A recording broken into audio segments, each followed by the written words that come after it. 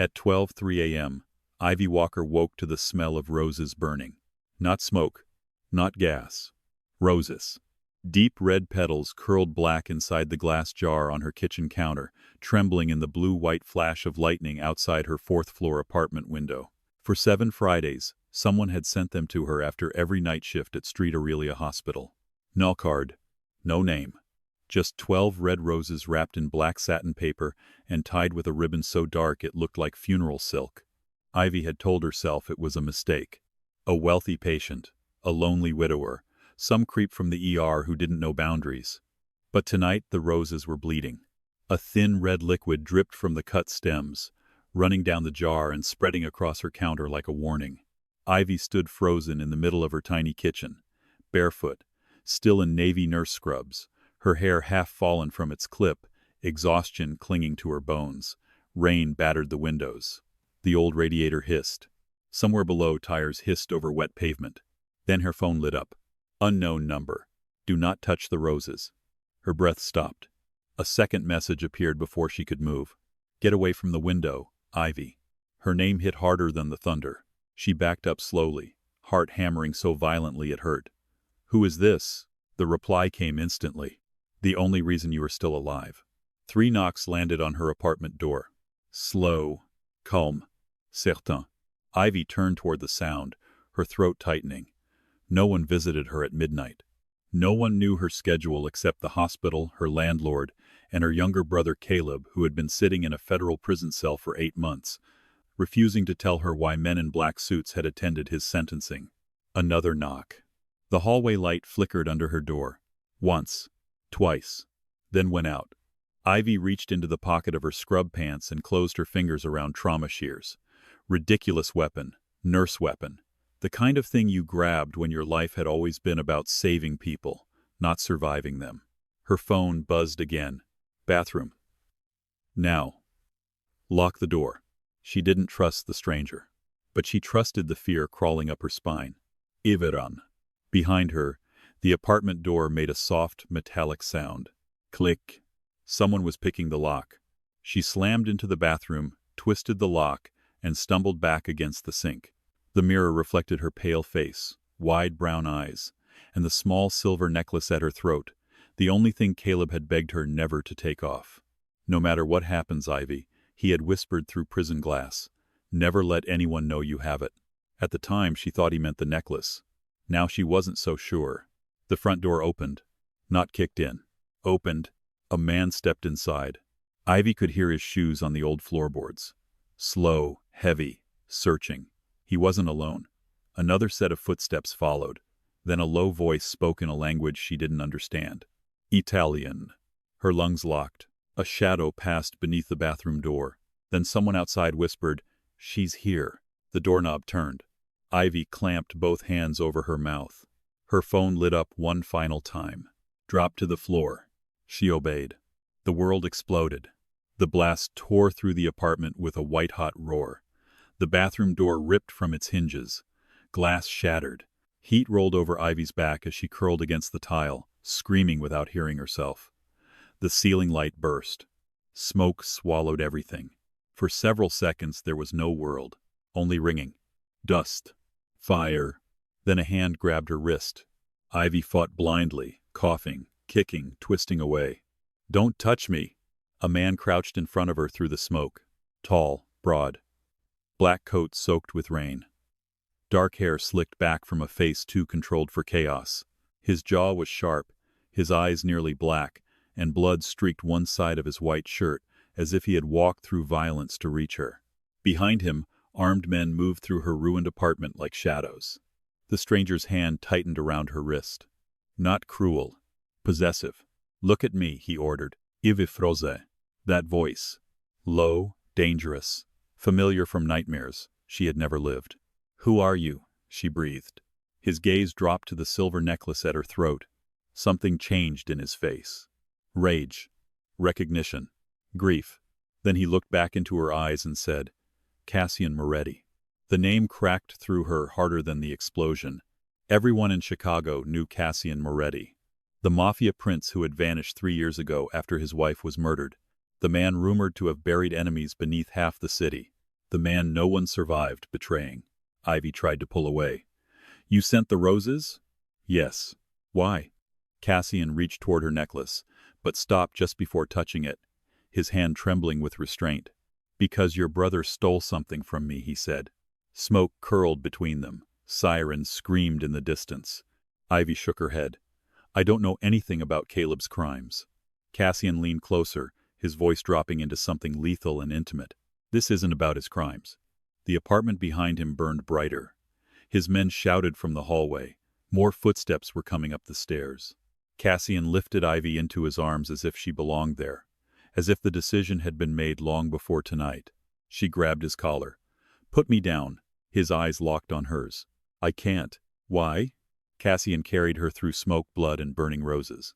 Because that necklace belonged to my dead wife, he said, and the men who killed her just found out you're wearing it. The first thing Ivy noticed when Cassian Moretti carried her out of the burning apartment was that he did not run like a man escaping danger. He moved like danger belonged to him. Smoke rolled through the hallway behind them. Sprinklers screamed overhead. Red emergency lights flashed across cracked walls as tenants shouted from behind half-open doors. Ivy's lungs burned. Blood slipped warm down her temple. Her apartment door hung broken behind them, and inside, everything she owned was being swallowed by fire. Her couch, her mother's old blanket. The framed photo of Caleb before prison hardened his face. The tiny life she had built from double shifts and unpaid bills. Gone. Cassian held her against his chest like she weighed nothing. His black coat soaked from rain, his arm locked around her back with terrifying certainty. Put me down, Ivy rasped. No. I said put me down. A second explosion cracked somewhere behind them. Ivy flinched into him before she could stop herself. Cassian's grip tightened, shielding her body with his. Two men in black suits cleared the stairwell ahead, guns drawn. East exit, one said, now. Cassian didn't look away from Ivy. Move. No one questioned him. Outside, the alley was chaos. Rain poured through flashing red lights. Black SUVs waited with open doors. Men in dark coats formed a wall around her as flames climbed from the fourth-floor window. Ivy stared up at the burning apartment, and something inside her broke. That was my home, she whispered. Cassian glanced at the flames. It was a target. Her eyes snapped to him. You don't get to say that like it means nothing. For the first time, his expression shifted. Not soft, not kind, but shadowed. I know what it means to watch a home burn. Then he placed her inside the SUV. Ivy immediately reached for the opposite door. Cassian caught her wrist. Let go. You're injured. I'm a nurse. I know when I'm injured. His eyes moved over her bloodied face, trembling hands, and ash-covered scrubs. Then you know shock makes people reckless. And kidnapping makes Mafia bosses criminals. One of his men glanced back. Cassian's stare made him look away. The SUV pulled into the rain-slicked street. Chicago blurred outside the windows, all neon water and sirens. Cassian sat beside her, too close, too calm, blood staining the edge of his white shirt beneath his black coat. You're bleeding, Ivy said before she could stop herself. It's not important. It looks important. It's not mine.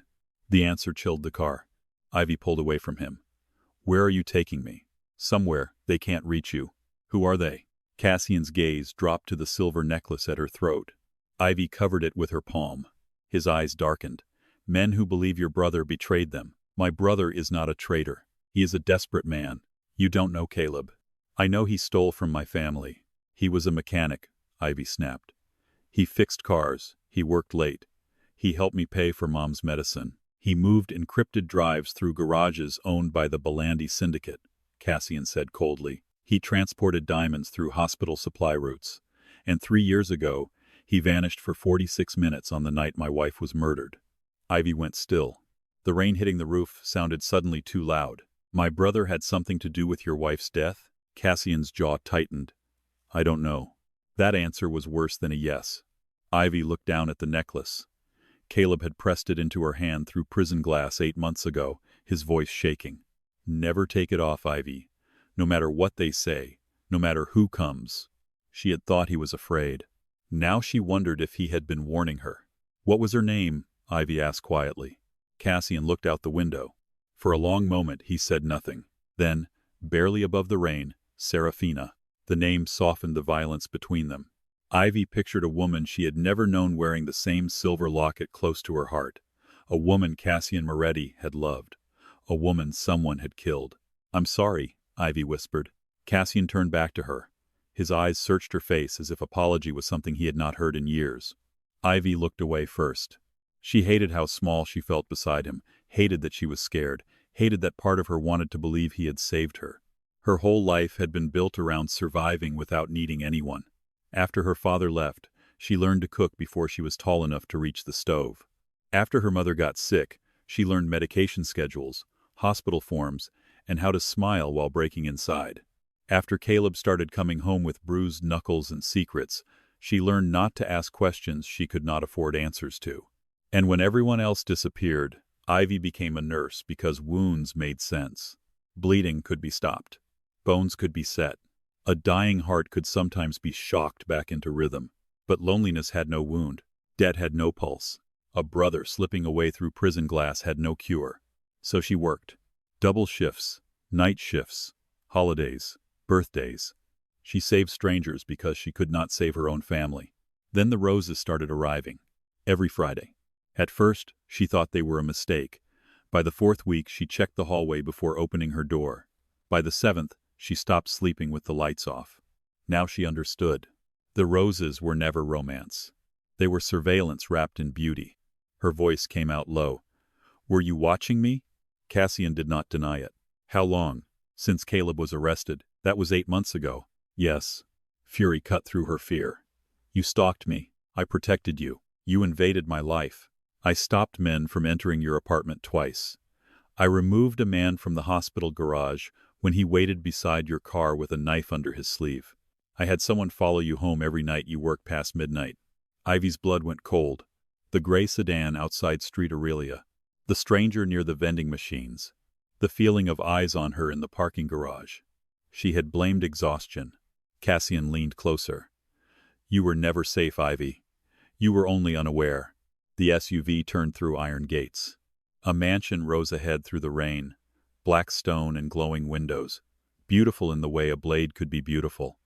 Men stood beneath the entrance with earpieces and hidden guns. Ivy's breath caught. "No, I'm not going in there. You need medical attention. I need police. The police leaked your address." She froze. Cassian's voice lowered. "The men who came tonight knew your shift schedule, your apartment number, and the blind spots in your building cameras. Someone with access gave them everything." The SUV stopped. Cassian opened the door and stepped into the rain. Then he held out his hand. Ivy stared at it. A hand that had carried her from fire. A hand that could destroy her life. "I'm not your prisoner," she said. "No," Cassian replied. "You're the only witness who doesn't know what she saw." Before Ivy could ask what he meant, the mansion doors opened. An older woman in black stepped into the golden light. Her eyes fell on Ivy's necklace. All color drained from her face. "Oh God," she whispered. "Serafina." Ivy's hand flew to the locket. Cassian went dangerously still. The woman looked from the necklace to Ivy's face, tears rising in her eyes. "That isn't possible," she said. "She has her eyes." Ivy's heart stopped. Cassian's voice turned deadly quiet. "What did you say?" The woman covered her mouth, horrified by her own words. Ivy stepped backward into the rain. "Whose eyes?" Cassian turned toward her slowly, and for the first time, the untouchable Mafia boss looked shaken. Then, beyond the iron gates, a gunshot cracked through the night. Beyond the iron gates, a gunshot cracked through the rain. Ivy screamed. Cassian moved instantly, shoving her behind the open SUV door as bullets tore through the night. Glass exploded from the mansion entrance. Guards shouted. Black-suited men pulled weapons from beneath their jackets and spread across the rain-soaked driveway. "Stay down," Cassian ordered. His body pressed in front of Ivy's like a shield. Rain soaked her scrubs. Smoke still clung to her hair from the apartment fire. Her ears rang, but one thought cut through everything. "She has her eyes." The older woman had said it like Ivy was a ghost. Whose eyes? Serafina's? That was impossible. Ivy was nobody. A nurse. A broke woman with an imprisoned brother and a life built on double shifts, unpaid bills, and exhaustion. She had no connection to Cassian Moretti's murdered wife. Another bullet slammed into the SUV. Ivy flinched into Cassian. Beyond the gate, 3 black cars had stopped across the road. Armed men stepped into the rain, their faces hidden beneath dark hoods. One of Cassian's guards fell hard near the driveway. Ivy's instincts took over. "He's hit," she gasped. Cassian grabbed her arm. "Not now. He'll bleed out." He knew the risk. "He's a person." Cassian stared at her like she had lost her mind. Then Ivy ripped free and ran. "Ivy." She dropped beside the wounded guard, pressing both hands against the wound high on his thigh. Blood pumped hot between her fingers.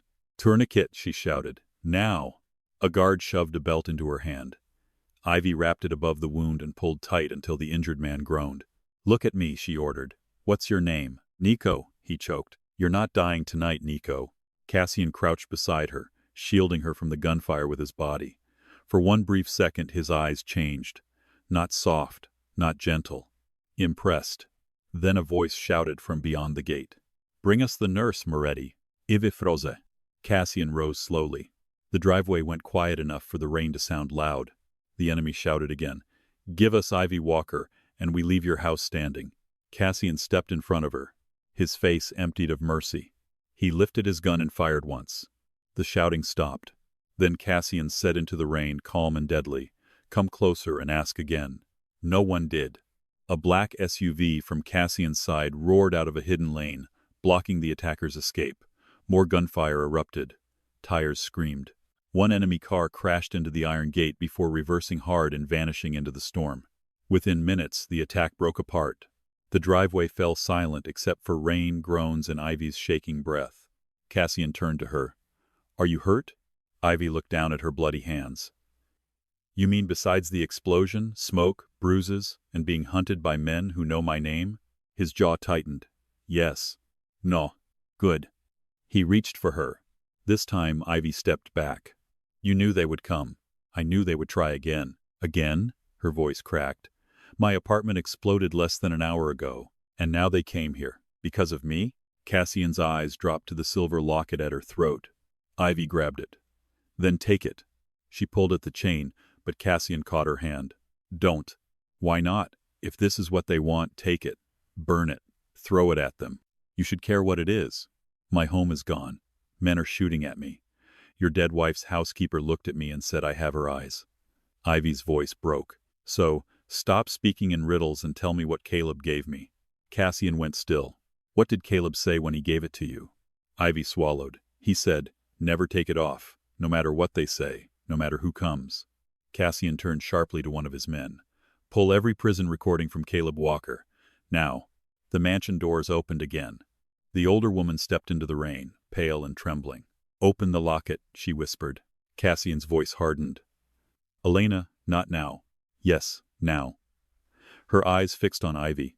If they came here for her, then they know. Ivy's chest tightened. "Know what?" Elena looked at Cassian with tears in her eyes. "Serafina didn't die for money." Cassian's face darkened. Ivy whispered, "Then why did she die?" Elena's voice shook. "Because she was hiding a child." The words froze the driveway. Cassian stared at her. "Serafina was never pregnant." "No," Elena said softly. "Not yours." Ivy stepped back. "What are you saying?" Elena looked at the locket. "That necklace was made in two halves. Serafina wore one. The child wore the other." "I don't have a child," Ivy said. Elena's face crumpled. "No, sweetheart." Rain ran down Ivy's face like tears. "You were the child." Ivy shook her head. "No, my mother raised me. Caleb is my brother. I know who I am. The woman who raised you was paid to disappear with you after Serafina was murdered," Elena said. "Caleb found out. That's why he stole from the Belandis. He was trying to keep you alive." The world tilted. Every memory twisted at once. Her mother refusing to discuss old photos. Caleb panicking whenever black cars slowed outside. The roses. The surveillance. The explosion. Ivy opened the locket with numb fingers. Inside was a folded strip of paper. Cassian saw the handwriting and stopped breathing. Ivy unfolded it. 3 words. "Protect my daughter." Below them was a name. Not Ivy Walker. Isabella Moretti. Her knees buckled. Cassian caught her before she hit the ground. Then his phone rang. He answered without taking his eyes off Ivy. A distorted voice filled the rainy silence. "Now that you found the girl, Cassian, bring her to us, or Caleb Walker dies before sunrise." Cassian Moretti's phone fell silent after the call. 3 seconds. Only 3 seconds were enough for Ivy Walker's life to split in two. Before, she had been a nurse who had lost her home, with a brother in prison and a necklace Caleb had once told her never to remove. Now, she was Isabella Moretti, the hidden daughter of a dead woman. A living secret dangerous enough to make someone blow up her apartment, attack the Moretti mansion, and take Caleb hostage. "Caleb," Ivy whispered. Cassian ended the call, his face terrifyingly calm. "Trace the call," he ordered. A man in a black suit nodded. "Already working." Ivy grabbed Cassian's coat. "They have my brother. I heard." "You heard?" Her voice cracked. "That's all you have to say?" Cassian looked down at her trembling hands, stained with blood, ash, and rain. "Panic won't save him, but standing here like a statue won't save him either." Cassian's eyes darkened, but Ivy didn't step back. "Caleb is my brother." Cassian was silent for one beat. "He may not be by blood." The words cut straight through her. "Don't. Ivy." "No." She shook her head, tears mixing with the rain. "You don't get to tear my life apart in one night and then decide who counts as my family. Caleb raised me after Mom died. He worked nights so I could finish nursing school. He sold his car to pay for my exam fees. Whatever he did, he is still my brother." Cassian stared at her for a long time. Then he said, low and firm like a vow, "Then we bring him back." Ivy didn't know why that sentence hurt her chest even more. Because it was not gentle. But it was a promise. Cassian turned toward the mansion. "Inside. I need answers. You'll get them. I'm tired of being dragged around like an object." Cassian looked at her, then walked. This time he didn't carry her. He didn't pull her. He let her choose. Ivy walked into the Moretti mansion with blood on her hands and a name inside her locket that did not belong to her memories. Inside, everything was too beautiful to feel real. Black marble floors, golden chandeliers, family portraits lining the hallway like powerful ghosts watching her from above. Then Ivy saw the painting at the end of the hall. A woman in an ivory dress, dark hair, sad brown eyes, a soft mouth. Ivy stopped. The air disappeared from her lungs. The woman in the painting was not her mother, but she looked too much like Ivy. "Serafina," Cassian said. Ivy stared at the portrait. "She looks like you." The truth landed softly, but cruelly. Elena, the older woman in black, stepped forward. Her face was pale. "I was there the night Serafina died." Cassian turned sharply. "You told me you found her after everything happened." Elena lowered her eyes. "I lied." The entire room turned cold. Cassian's voice dropped. "Continue." Elena trembled. "That night Serafina came to me with the baby. She said the Belandis had discovered the child existed. If both families knew who the baby was, they would use her as a pawn." Ivy tightened her grip around the locket. "Why?" Elena looked at Cassian. Cassian understood before she said it. "Because Serafina was my wife." Elena nodded. "And the child was not yours." Silence crushed the room. Ivy looked at Cassian, expecting rage. But what she saw was pain. Pain buried for far too long. Elena began to cry. Serafina was forced. Belandi wanted to create a bloodline inside the Moretti house. But she loved the baby. She tried to take the child away before they could use her. "Use me," Ivy said softly. No one denied it. Elena continued. "I gave the baby to Rebecca Walker, a nurse who had lost her own child. She took Ivy in and disappeared. Caleb was still young, but he knew enough to be afraid." Ivy stepped back. Rebecca Walker, the woman who had raised her, held her through fevers, kissed her forehead before every chemotherapy appointment, been her mother in every way a mother should be. "She was my mother," Ivy said, her voice breaking. Elena nodded.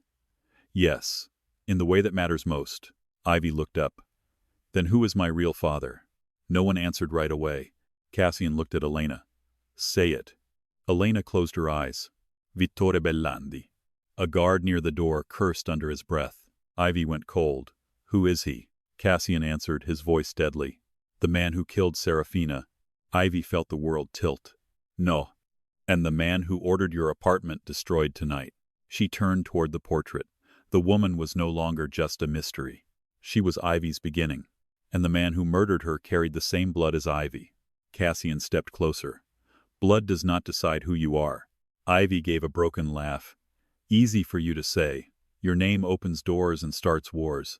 My name also buried the woman who tried to save you. That silenced her. Elena wiped her tears. Caleb discovered the truth 8 months ago. He stole Belandi files, proof of Ivy's identity, proof that Vittori killed Serafina. He hid the final key inside the locket. Ivy looked down. What key? Elena said. The invisible ink on the paper. Cassian took the small note from the locket and held it near the fireplace. Faint letters slowly appeared. Vault 19. Street Aurelia Hospital, Sublevel C.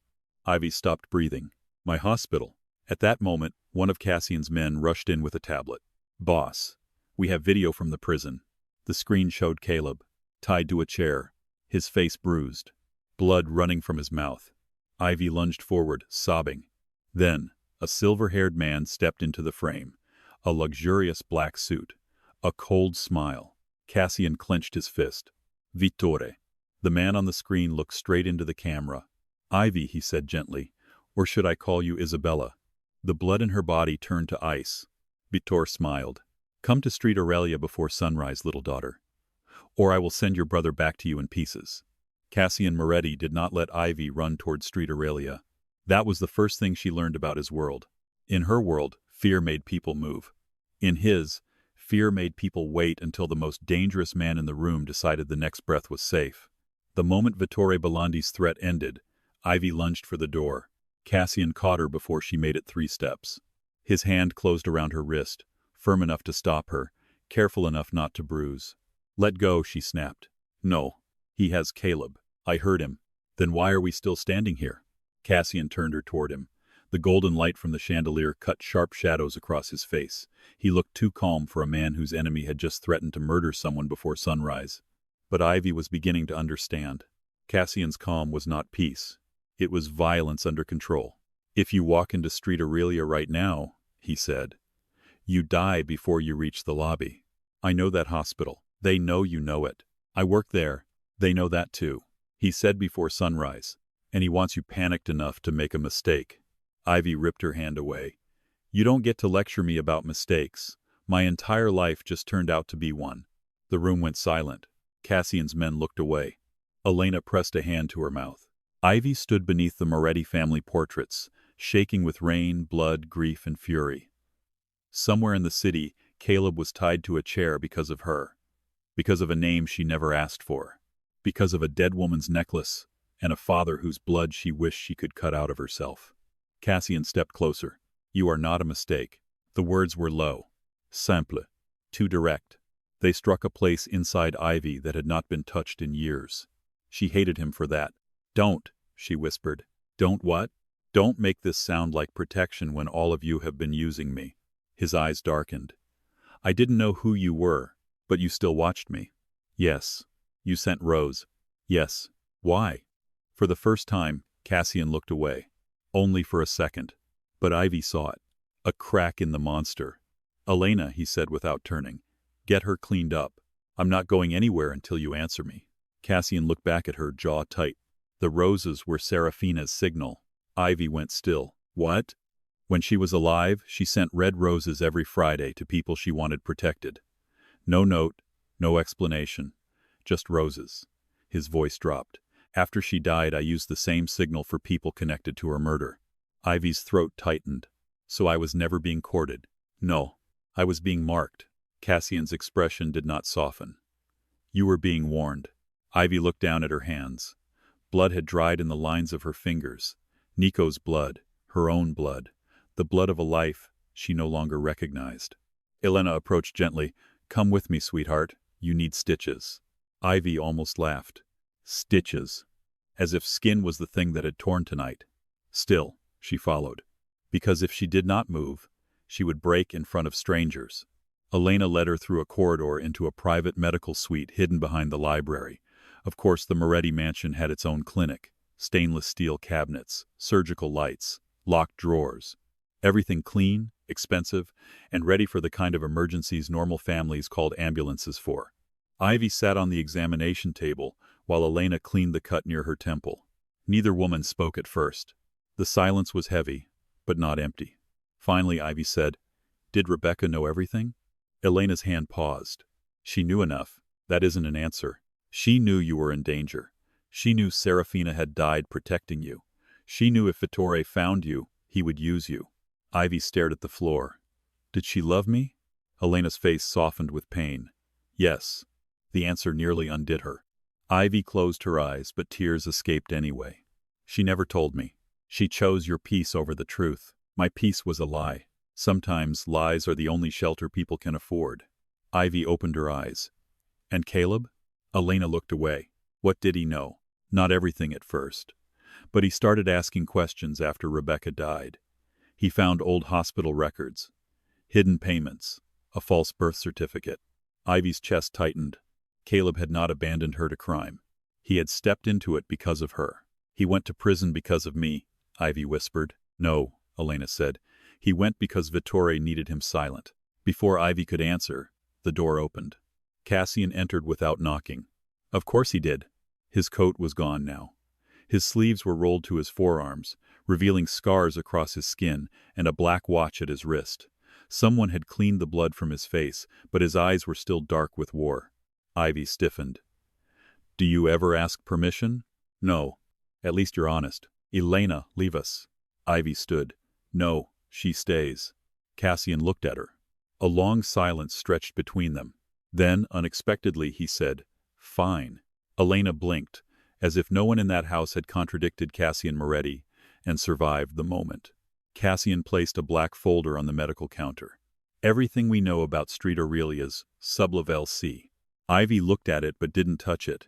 Why would a hospital have a vault? Because your hospital used to be a Belandi laundering site before the city bought it. Her stomach dropped. That's insane. It's Chicago. He opened the folder. Blueprints, security photographs, old renovation plans, a list of names. Ivy recognized several hospital department heads. Her pulse turned cold. No. Cassian watched her face. You know them. That's my chief administrator. That's Dr. Harlan from trauma surgery. That's... She stopped on one photo. A security guard. Gray hair. Soft smile. Always brought coffee to night shift nurses. Mr. Voss, she whispered. Cassian's voice lowered. He works for Vittore. Ivy shook her head. He helped me when my car battery died. He was checking whether you kept the locket on. The room seemed to close around her. Every kindness had become suspicious. Every hallway she had walked for years was suddenly filled with hidden eyes. Cassian turned a page. Vittore will expect you to enter through the ER or staff parking. We won't. Way? His gaze lifted. You said Caleb is your brother. He is. Then you're not going alone. Ivy folded her arms. And I'm supposed to trust you? No. The answer disarmed her. Cassian stepped closer. You should not trust me. You should question every word I say. You should hate me for watching you. You should hate this house, this name, everything it has dragged you into. His voice became quieter. But until sunrise, I am the only wall between you and the man who wants to own you. Own you. The phrase made Ivy's skin crawl. Because that was what Vittore wanted. Not to meet her. Not to claim her. To own the bloodline Serafina had died to hide. Ivy looked at Cassian. And what do you want? Something flickered in his eyes. A dangerous question. A more dangerous silence. I want Vittore dead. That's not what I asked. Cassian's jaw tightened. Elena looked between them, then quietly left the room. Ivy noticed. Cassian noticed her noticing. I want the truth, he said. No, you want revenge. Yes, at least you're honest about that too. Cassian moved closer until Ivy had to tilt her chin to hold his gaze. And you? He asked. What do you want? I want Caleb alive. And after that, I want my life back. His eyes softened in the smallest, cruelest way. Ivy, your old life burned tonight. She slapped him. The sound cracked through the medical suite. For one heartbeat, neither of them moved. Ivy's hands stung. Her breath came fast. Cassian's face had turned slightly from the impact. Slowly, he looked back at her. No rage. No threat. Only a darkness that made her feel like she had struck stone and woken something beneath it. You don't get to say that, she whispered. You don't get to decide my life is gone because it's inconvenient for your war. Cassian's voice was low. I didn't decide it. No, your world did. Yes. The admission hit harder than denial. Cassian stepped back. You're right. Ivy stared at him. He continued, My world took Serafina. My world trapped Caleb. My world burned your apartment, and now my world is coming for you. His eyes locked on hers. So learn it fast. A knock interrupted them. One of Cassian's men entered. Boss, we found something from the prison recording. Cassian turned. Show me. The man handed him a tablet. The video began with Caleb tied to the chair, blood on his mouth. Vittori stood behind him, smiling. But this clip had sound before the threat. Vittor leaned close to Caleb. Tell your sister what happens if she opens Vault 19 without me. Caleb lifted his bruised face toward the camera. His voice was weak. Ivy, if you see this, don't trust the hospital. Don't trust Harlan. And don't trust... The video cut to static. Ivy grabbed the tablet. Don't trust who? The man swallowed. There's more. Audio only. He pressed play. Static hissed. Then Caleb's voice returned, barely audible. Don't trust Cassian until he remembers what Serafina told him the night she died. Ivy slowly looked up. Cassian's face had gone still. Too still. What does that mean? Ivy asked. He didn't answer. She stepped closer. Cassian. His eyes were fixed on the frozen image of Caleb. I don't remember that night, he said. Ivy's breath caught. What? Cassian's hand tightened around the tablet until his knuckles whitened.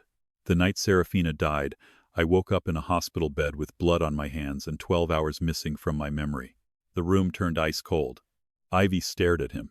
The man who had watched her, saved her, controlled every room he entered. The man who wanted revenge for Serafina's murder didn't remember the night she died. Before Ivy could speak, every light in the mansion went out. Darkness swallowed the medical suite. Then the security alarm screamed. A voice crackled through the intercom. Breach at the south tunnel.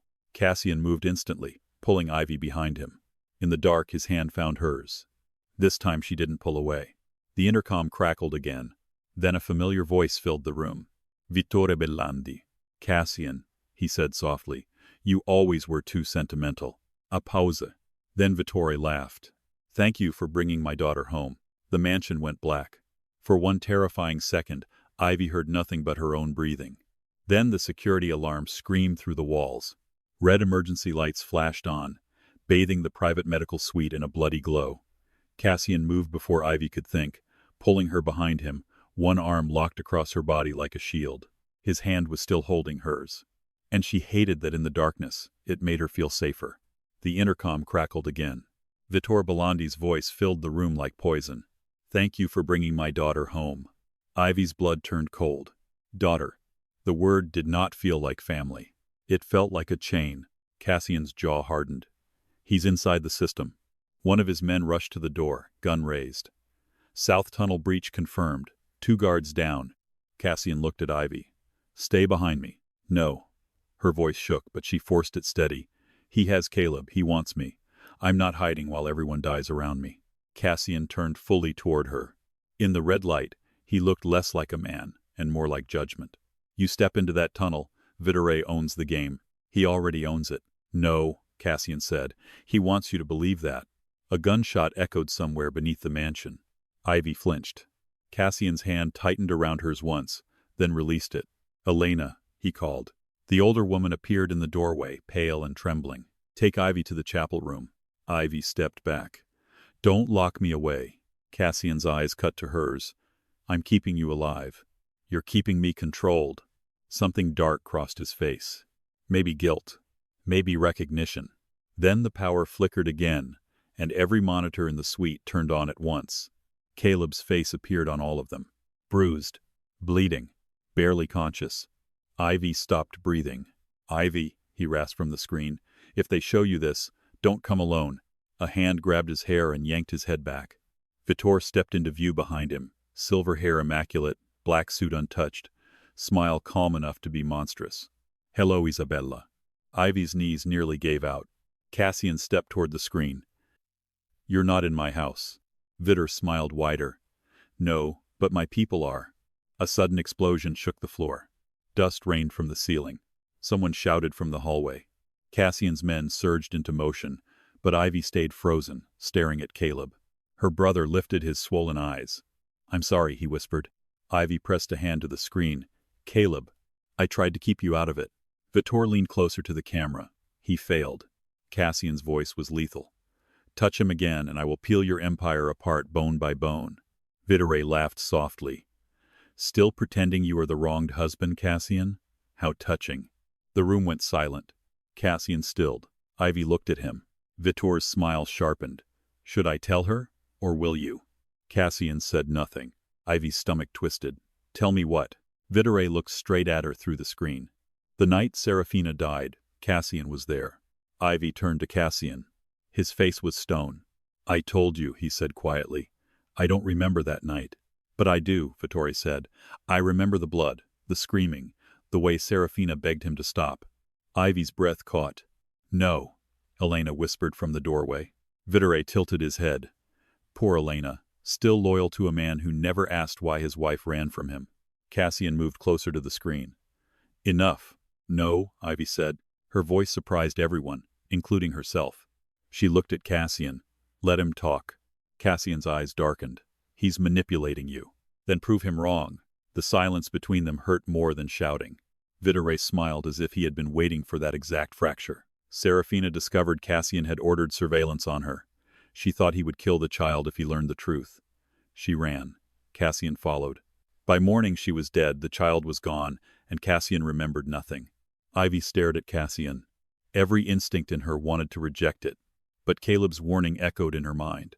Don't trust Cassian until he remembers what Serafina told him the night she died. Cassian looked at Ivy, and for the first time she saw fear in him. Not fear of bullets, not fear of death, fear of what he might have been. I did not kill her, he said. The words were low, rough, almost broken. Ivy wanted to believe him, but wanting was dangerous. Her whole life had been built on wanting people to be better than their secrets. Vittore clapped once, slowly. Beautiful. The nurse wants to save the monster. Cassian raised his gun and shot the monitor. The screen burst into sparks. Ivy screamed and jumped back. The other monitors went dark one by one. But Vittore's voice remained on the intercom. You cannot shoot memory, Cassian. Then the line cut. For one moment, only the alarm remained. Then Elena spoke. He didn't kill her. Ivy turned toward her. How do you know? Elena's face crumpled. Because Serafina left him a message. Cassian looked at her sharply. What message? Elena swallowed. I hid it. The room froze. Cassian's voice dropped into something terrifying. You hid evidence from me? I had to. You let me believe my wife betrayed me for 3 years. I let you live. Cassian stepped toward her. Explain. Elena was crying now. The message was dangerous. Serafina said someone inside the Moretti family had sold you to Vittore. Someone close enough to drug you, erase your memory, and place you at the scene. Evie's pulse hammered. A traitor, she whispered. Elena nodded. Cassian's face hardened. Who? Elena's lips trembled. Before she could answer, a shot rang out. Elena gasped. A red stain bloomed across her shoulder. Ivy screamed. Cassian spun, gun raised. A man stood at the end of the hallway. One of Cassian's own guards. Mr. Voss, the hospital security guard Ivy had trusted. He held a gun in one hand and a small black device in the other. I'm sorry, boss, Voss said calmly, but she was about to ruin everything. Cassian's expression emptied. Voss. Ivy's stomach dropped. Voss smiled at her. Hello, Ivy. Or Isabella. I always wondered when you'd finally learn your real name. Ivy stepped back, horror spreading through her. You worked at my hospital. I watched your necklace for 8 months. Cassian lifted his gun. Voss raised the device. Shoot me, and the south wing detonates. No one moved. Blood ran down Elena's arm. Ivy rushed to her side, pressing a towel against the wound with shaking hands. Cassian's eyes never left Voss. You betrayed my house. Voss's smile faded. Your house betrayed itself long before I did. Vittore paid better, and he told the truth. The truth? Cassian said. That Serafina's daughter was worth more alive than dead. Eva felt sick. Voss looked at her. Your father doesn't want to kill you, Isabella. He wants to crown you. I am not his daughter, Ivy said. His smile returned. Blood disagrees. Cassian's voice cut through the hallway. She belongs to herself. The words hit Ivy harder than she expected. Voss glanced between them, amused. How romantic. The Mafia widower protecting the daughter of his wife's rapist. Cassian fired. The bullet struck Voss's shoulder, spinning him sideways. The black device hit the floor. At the same instant, Voss squeezed it. A deep explosion thundered beneath the mansion. The floor shook violently. Lights shattered overhead. A wall of smoke burst down the hallway. Voss disappeared into the chaos. Cassian grabbed Ivy around the waist as the ceiling cracked above them. "Move. I can't leave Elena. Ivy. She'll bleed out." Cassian cursed, then lifted Elena with one arm, while pulling Ivy with the other. Together they stumbled through smoke toward the chapel room. Behind them, the Moretti mansion trembled like a wounded animal. Gunfire echoed from below. Men shouted. Alarms screamed. And beneath it all, Ivy heard something worse. A child's crying. She stopped dead. Cassian turned. "What?" Ivy's face went pale. "Do you hear that?" Another cry echoed from behind the chapel wall. Small, terrified, alive. Elena's eyes widened through pain. "No," she whispered. Cassian looked at her. "What is behind that wall?" Elena shook her head, tears spilling. "I didn't know he kept them here." Ivy's heart began to pound. "Them?" Cassian slammed his shoulder into the hidden panel beside the chapel fireplace. The wall clicked open. Cold air rushed out. Behind it was a narrow stone staircase leading down. And at the bottom, in the blue glow of emergency lights, Ivy saw cages. Not animal cages. Rooms. Small, locked rooms with beds inside. And children. 3 of them. Bal. Silent. Watching. Ivy covered her mouth. Cassian went utterly still. Elena sobbed. Vitor's voice suddenly crackled from a speaker somewhere below. "You found the nursery." Ivy's blood turned to ice. Cassian stepped in front of her, gun raised. Vitor continued softly. "Serafina was not the only woman who tried to hide a child from me." Ivy stared down at the children. The entire war changed shape in front of her. This was not only about her. Not only Caleb. Not only Serafina. Vitor had been building bloodlines. Using women. Hiding children. Creating heirs like weapons. Cassian's face became something terrifying. Pure murder. Ivy gripped his sleeve. "Cassian," she whispered. He looked at her. For the first time, they wanted the same thing. Not revenge. Not answers. Rescue.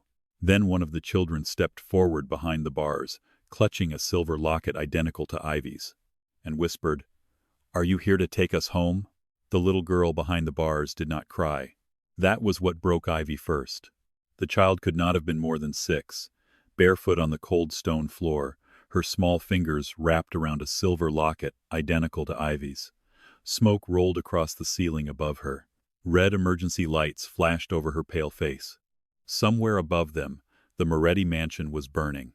But the girl only stared at Ivy with eyes too old for her tiny body. "Are you here to take us home?" she whispered. For one heartbeat, the war stopped. Then the ceiling shook. Dust rained down. Cassian grabbed Ivy's arm before she stepped forward. "No." Ivy turned on him. "There are children in cages. It could be a trap. They are children." His jaw flexed. Another blast cracked through the mansion. The hidden nursery trembled. Behind 3 locked doors, the other children flinched but did not scream, as if they had learned screaming never helped. That made Ivy's blood turn cold. Cassian saw her face. Something in him changed. He turned to his men. "Open every door. Boss. Now." The first guard moved fast, slamming a charge against the lock. Ivy dropped to her knees in front of the little girl's door. "What's your name?" The girl's lower lip trembled. "Lena."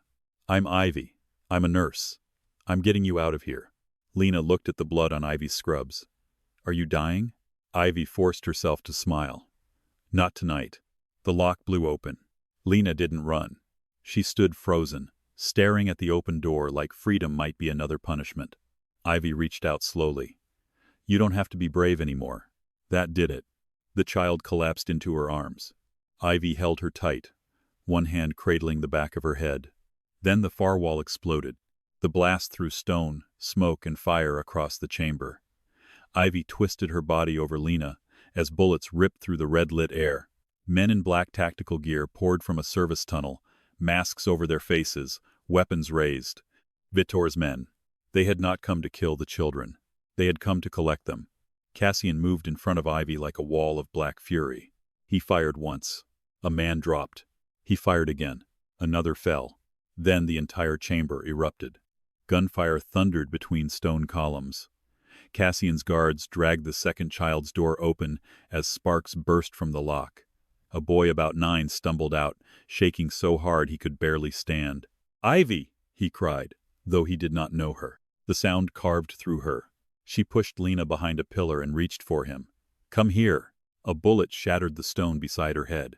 Cassian appeared instantly, firing over her shoulder. "Stay down. I'm not leaving him. I know." His voice was sharp but not angry. He knew. That was the terrible thing. He knew she would risk herself for strangers. So he became more dangerous for her. The boy fell into Ivy's arms. "What's your name?" she demanded. "Eli." Eli, hold Lena's hand. "Do not let go, no matter what you hear." He nodded, crying silently. The third room still remained locked. Inside, a teenage girl sat on a narrow bed, arms wrapped around her knees, expression empty. Ivy ran to the bars. "We're leaving, come on." The girl did not move. "He said you'd come," she whispered. "Ive Froze." "Who?" "The silver-haired man. Vittore." Cassian stepped closer, eyes lethal. The girl stared at him. "He said Morettis kill children when they're no longer useful." Cassian went still. The words hit the chamber like a blade. Ivy looked at Cassian, then back at the girl. "He lied to you." The girl's eyes flicked to Ivy's necklace. "You have one too." "Yes," Ivy said softly. "And I didn't know what it meant either." The girl finally looked at her. Ivy pressed a hand against the bars.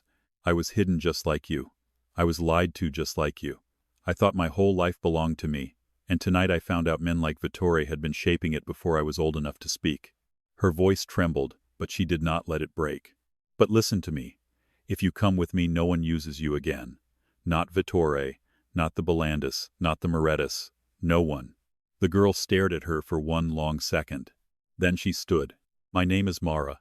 Cassian shot the lock open himself. "Move," he ordered. A guard shouted from the stairs. Fires spreading down. 4 minutes before smoke fills the tunnel. More of Vittore's men surged through the service passage. Cassian turned toward them. Ivy grabbed his sleeve. "You are coming with us." "Not yet." "No." His dark eyes locked on hers. For one impossible second, the chaos disappeared. There was only Cassian, covered in blood and ash, looking at her as if the war had finally given him something he was terrified to lose. Then his hand lifted to her face. Warm, bloody, steady. "Take the children out. I'm not leaving you." "You are." "Cassian, you save them," he said. "I stopped the men trying to take them. That is not a plan." His mouth almost softened. "It's the only one we have." Before Ivy could argue, Elena appeared at the staircase, one hand pressed to her bleeding shoulder. "There's another exit," she gasped. "Old wine tunnel. It opens beneath the chapel garden." Cassian's eyes never left Ivy. "Go." Then the first wave hit. Vittore's men rushed through the smoke. Cassian met them head on. It was not a battle. It was a warning. He moved with brutal precision, every shot controlled, every strike final. He did not fight like a man trying to survive. He fought like a man making sure nothing got past him. Ivy pulled the children toward the wine tunnel. "Hands together," she ordered. "Lena, hold Eli. Eli, hold Mara. Do not let go." The children obeyed. Behind them, gunfire roared. The tunnel was narrow, freezing, and slick with rainwater leaking through old stone. Ivy pushed the children forward while Elena staggered beside her, pale from blood loss. Then Ivy heard Cassian shout, "Down!" She threw herself over the children just as another explosion tore through the chamber. The force slammed her into the wall. For a moment, everything went white. When she opened her eyes, Lena was crying beneath her. "Eve? I'm here." Ivy forced air into her lungs. "Everyone move." Then she looked back. Through smoke and falling stone, she saw Voss. Still alive, bleeding from the shoulder, smiling. He stood behind Cassian with a gun aimed at his back. Ivy did not think. She saw a pistol lying beside a fallen guard. She grabbed it. Her hands shook violently. Voss's finger tightened on the trigger. Ivy fired. The shot cracked through the tunnel. Voss staggered. His eyes widened, not in pain, but in disbelief. The nurse had pulled the trigger. He dropped to his knees, then collapsed into the smoke. Cassian turned. Their eyes met across fire, dust, and gunfire. He did not look shocked. He looked like he had just watched Ivy Walker die and Isabella Moretti stand up in her place. Then the ceiling came down between them. Stone crashed from above, sealing the passage with a violent roar. Ivy screamed. No. She lunged toward the collapse, clawing at broken rock. Cassian. Elena grabbed her from behind. Ivy, stop. I'm not leaving him. From the other side of the collapsed wall, Cassian's voice came through, rough and distant. Get them out. Ivy pressed both hands against the stone. No, Ivy. His voice dropped lower, commanding, tender in a way that hurt. Protect them. The words shattered something in her. Protect my daughter. Serafina's note. Now Cassian was giving her the same command. A legacy passed through fire. Ivy squeezed her eyes shut. Then she turned away. The wine tunnel opened into the chapel garden. Rain hit her face like ice. Lena, Eli, and Mara stumbled into the night behind her. Elena collapsed onto the wet grass, bleeding badly now. Ivy dropped beside her, pressing both hands against the wound. Stay with me. Elena gripped her wrist. Listen. No. Save your strength. Cassian's memory, Elena whispered. Serafina's message. It isn't in the vault. Ivy froze. What? It's in him. Ivy's breath caught. Elena's eyes filled with fear. Vittore didn't erase Cassian's memory, he buried it. Before Ivy could ask more, headlights flared beyond the garden wall. 1 pair. Then 3. Then 6. Black cars rolled out of the rain, silent and slow. The children huddled behind Ivy. A phone rang in her coat pocket. Cassian's phone. She pulled it out with shaking hands and answered. Static hissed. Then Cassian's voice came through, strained but alive. Ivy. Her chest nearly broke. Cassian, listen carefully. Take the children to Street Aurelia. That's where Vittore wants me. No, Cassian said. Gunfire cracked behind his voice. That's where Serafina hid the truth. Ivy looked at the children. What is Vault 19? Cassian breathed hard. It's not money. It's not diamonds. The line hissed. It's the list of every child Vittore created, and every family he destroyed. Ivy went cold. Then another voice entered the call. Soft. Amused. Vittore. Hello, Isabella. Ivy stopped breathing. Run if you want, he said, but every road from that garden belongs to me. The headlights moved closer. Lena began to cry. Mara reached for Ivy's hand. Eli whispered, What do we do? Ivy stood in the rain, Cassian's gun heavy in her hand, the children behind her, the enemy in front of her, and the truth waiting beneath the hospital where her entire false life had begun. For the first time, she did not feel like someone waiting to be saved. She felt like the woman Serafina had died to protect. And if Vittore wanted his daughter back, he would have to survive her first. Ivy stood in the rain with 3 children behind her and 6 black cars in front of her. For most of her life, fear had made her careful. Tonight, fear made her clear. The headlights rolled closer through the chapel garden gates, cutting white beams across the wet grass. Lena whimpered behind her. Eli held Mara's hand so tightly, his knuckles turned pale. Elena lay at Ivy's feet, bleeding, breathing hard, trying to stay conscious. Cassian's gun felt heavy in Ivy's hand. But not wrong. Vittore's voice still lingered from the phone. Every road from that garden belongs to me. Ivy looked at the cars, then at the children, then at the mansion burning behind her. No, she whispered. Mara looked up. What? Ivy's fingers tightened around the gun. He doesn't get to own another road. She lifted Cassian's phone. Cassian, she said. Static crackled.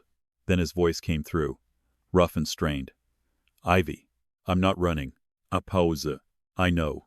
Somehow that answer steadied her more than an order would have. I need a way out, she said, not for me, for them. Cassian breathed hard on the other end. Gunfire echoed behind him. Garden wall. East side. There's a service gate behind the angel statue. Code is 1903. Ivy looked across the rain-silvered garden. An angel statue stood beneath dripping ivy, half hidden in shadow. And the cars? I'll give them something else to look at. Cassian, move when you hear the explosion. The line cut. Ivy swallowed. Then she crouched beside Elena. Can you stand?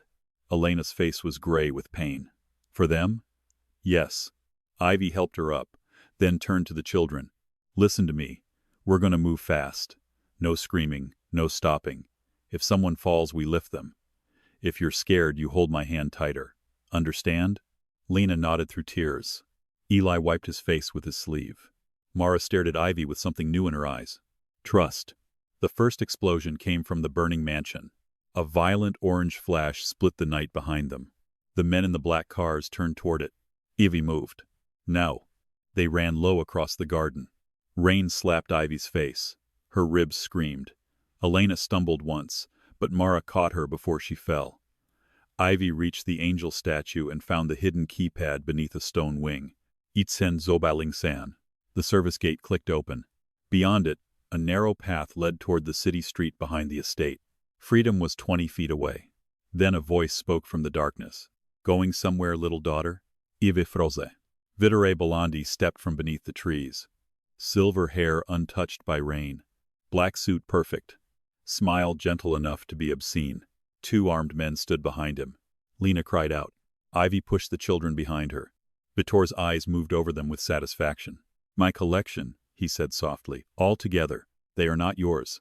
His gaze returned to Ivy. For one terrible second she saw it. The resemblance, not in warmth, not in love, but in the eyes. His blood lived in her, and she hated it. Vittore smiled. You have Serafina's courage, but my fire. Ivy raised the gun. His men immediately lifted theirs. Vittore chuckled. You're a nurse. Your hands save lives. Ivy's voice did not shake. Tonight they learned something new. For the first time, Vittore's smile thinned. Then another voice cut through the rain. She said, they're not yours. Cassian emerged from the smoke behind Vittore. Blood stained his shirt, dust covered his face. One shoulder hung lower than the other, but his gun was steady. Vittore turned slowly. Cassian, he said, still breathing, disappointing. Cassian's eyes were black with murder. You always talk too much. Vittore's men shifted. Ivy knew what would happen before it did. Because Cassian looked at her. Not as someone to protect. As someone who understood. Ivy fired first. Not at Vittore. At the garden light above his men. Glass shattered. Darkness swallowed the path. Cassian moved in the same second. 2 shots. 2 bodies hit the ground. Vittore lunged for Ivy. She stepped back, but he grabbed her wrist, twisting hard enough to make her cry out. The gun fell into the grass. Cassian surged forward. Vittore pressed a knife against Ivy's throat. Stop. Cassian stopped. Everything went silent except the rain. Vittore held Ivy against him, his breath cold near her ear. Look at him, Isabella, he whispered. This is power. One woman at the throat, and even the great Cassian Moretti kneels inside. Cassian's jaw clenched. Ivy stared at him. She saw the fury, the fear, the restraint. And suddenly, she understood the truth Serafina had tried to leave behind. Power was not the ability to destroy. Power was choosing who did not get destroyed. Ivy looked at Cassian and spoke calmly. Don't kneel. Vittore's grip tightened. Quiet. Ivy's hand moved slowly to her scrub pocket. The trauma shears. Still there. Her nurse weapon. Her old life weapon. Vittore leaned closer. You belong to my blood. Ivy's eyes hardened. No, she whispered. I belong to the women who saved me. Then she drove the trauma shears into Vittore's thigh. He screamed. Ivy twisted free. Cassian struck like a storm. He slammed Vittore into the wet stone path, knocking the knife away. Vittore fought viciously, but Cassian was rage given shape. Blow after blow landed until the silver-haired man who had built an empire on fear was choking in the mud beneath him. Cassian, Ivy shouted. He froze with his fist raised. Vittore laughed weakly through blood. Do it. Prove her right. Prove you're only a monster. Cassian's hand shook. Ivy stepped closer. No, she said. Don't give him the ending he wants. Cassian looked at her. Rain ran down his face, washing blood from his jaw. For 3 years, he had lived for revenge. For one moment, he chose something harder. He lowered his fist. Vittore's smile faltered. Ivy picked up Cassian's gun and aimed it at Vittore's chest. You don't die tonight, she said. You answer for every child, every woman, every family. Vittore's eyes burned. You think law can hold me? Cassian leaned down, his voice cold. No. But evidence can bury empires before bullets finish them. Sirens sounded in the distance. Not police sirens.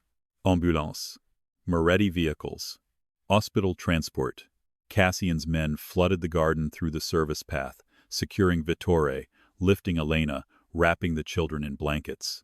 But Ivy did not move. She stood over Vittore Belandi, soaked in rain, bruised, blood-streaked, and no longer trembling.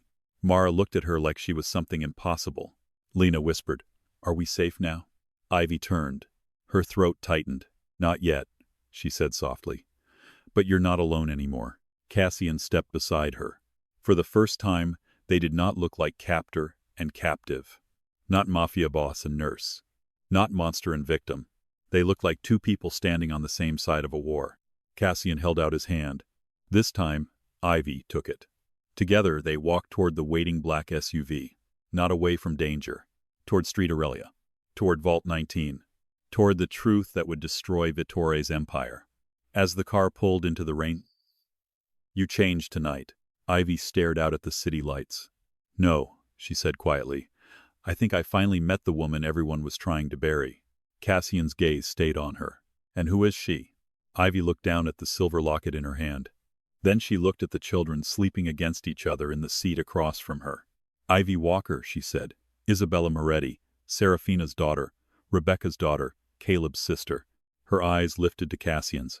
"And the woman Vittore should have killed when he had the chance." Cassian's mouth almost curved. Almost. Then the SUV turned into the underground ambulance entrance of Street Aurelia Hospital. The place where Ivy had saved strangers for years. The place where her false life had hidden the truth.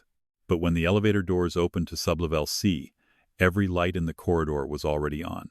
And at the end of the hall stood Dr. Harlan, waiting for them, with a gun in his hand. Dr. Harlan stood at the end of sublevel C with a gun in his hand. For 1 second, Ivy could only stare. He had trained her in the ER, taught her how to stay calm when people were dying, told her once that her hands were made to save lives. Now he smiled like all of it had been a lie. "You should have stayed upstairs, Ivy." Cassian stepped in front of her, gun raised. Harlan pressed his weapon against the wall panel beside Vault 19. One shot and everything burns. Behind him, the vault door stood open. Inside were metal cabinets, hard drives, birth records, photographs, hospital transfers, and names. So many names. Every child Vittore had hidden. Every woman he had destroyed. Every family he had bought, threatened, or buried. Ivy stepped beside Cassian, not behind him. "I trusted you," she said. Harlan's smile tightened. "I protected you." "No, you protected his secret." His finger moved on the trigger. Ivy noticed the wet floor beneath him, water leaking from the sprinkler system upstairs. Beside her foot lay a fallen defibrillator paddle from a crash cart. Cassian saw her glance. He understood instantly. Ivy kept Harlan's eyes on her. "You once said my hands were born to save people." Harlan sneered. "I was wrong." "No," Ivy whispered. Then she kicked the paddle into the water. Cassian fired into the ceiling light. Sparks rained down. The exposed wires struck the wet floor. Electricity snapped through the puddle. Harlan screamed and dropped the gun. Cassian slammed him to the ground before he could move again. Ivy ran into Vault 19. She grabbed everything. Hard drives. Files. Birth records. Photos. Proof. Mara, Eli, and Lena rushed in behind her, carrying the truth adults had tried to bury beneath hospital walls. By sunrise, Chicago could no longer pretend Vittore Belandi was untouchable. The files went public. Names were released. Corrupt doctors, officers, judges, and Belandi allies fell one by one. Vittore was arrested outside Street Aurelia Hospital, his perfect black suit stained with mud, his silver hair wet from rain. He smiled for the cameras. Until Ivy stepped out. Until Cassian stood beside her. Until the rescued children appeared behind them. Then Vittore stopped smiling. Caleb was found alive in an abandoned surgical wing beneath the old hospital annex. Bruised. Starved. Barely standing. But alive. When Ivy saw him, she forgot the cameras, the police, the Moretti name, and every secret that had nearly destroyed her. She ran. Caleb collapsed into her arms. "I'm sorry," he sobbed. Ivy held him tighter. "Shut up, you're alive." For the first time in 8 months, she felt her brother's heartbeat against hers. And for the first time in her life, the truth did not feel like something that had stolen her family. It felt like something that had shown her who had fought to keep her. Weeks later, roses came again. 12 red roses. Black satin paper. A black ribbon.